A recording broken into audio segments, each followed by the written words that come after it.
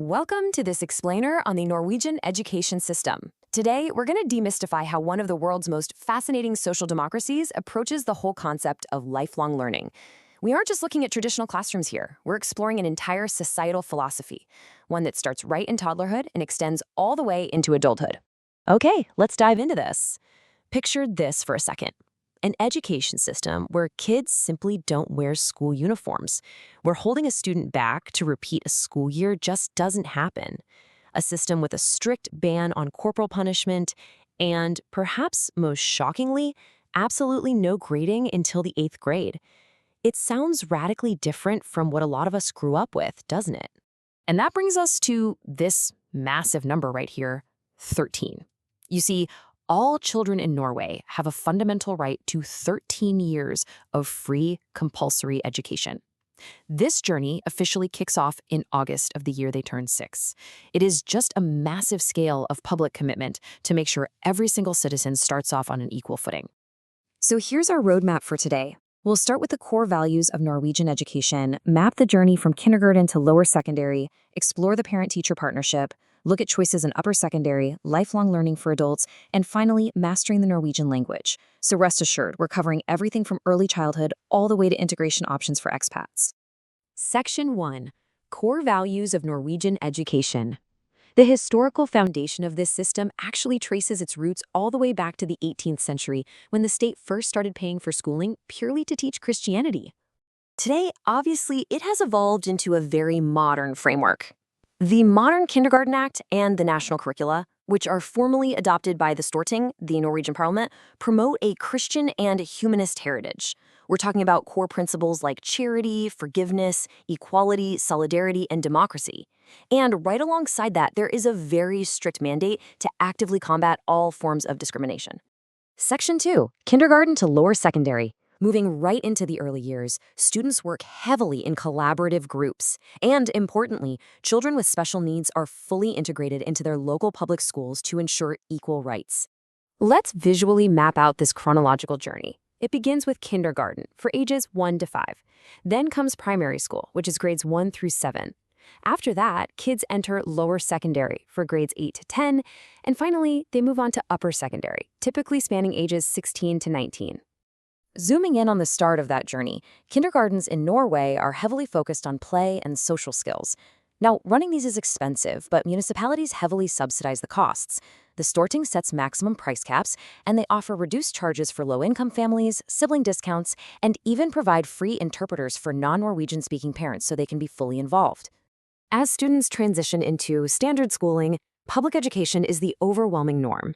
In fact, less than 5% of children in Norway attend fee-paying private schools. Trust in the public system is just absolutely immense. So, how are they evaluated? Well, primary students only get oral and written assessments across subjects like math and KRLE. But once they hit lower secondary, grades are finally introduced on a scale of 1 to 6. What's really fascinating is they also receive specific marks, good, fair, or poor, specifically for their orderliness and conduct. Section 3, the parent-teacher partnership. Now, what's really interesting here is how the cultural expectations have completely changed over the generations. Think about this mini narrative for a second. Imagine a grandmother worrying about a letter her grandchild brings home from the teacher. She says, "Why has the teacher written the letter? Have you done something wrong?" When I went to school, parents only spoke to the teacher when their children had done something wrong. For her generation, parental contact only ever happened if you were in trouble. But contrast that with the modern mother's response. It's not like that anymore. I would like to talk to the teacher to hear how things are going. I also have a few questions about homework. Today, these meetings are just ordinary, totally expected opportunities to discuss general academic development. In fact, parents and teachers are formally required to speak together about a child's academic development at least twice a year. It's built right in to ensure the child learns exactly what they need, while emphasizing that the main responsibility for a child's upbringing still belongs to the parents.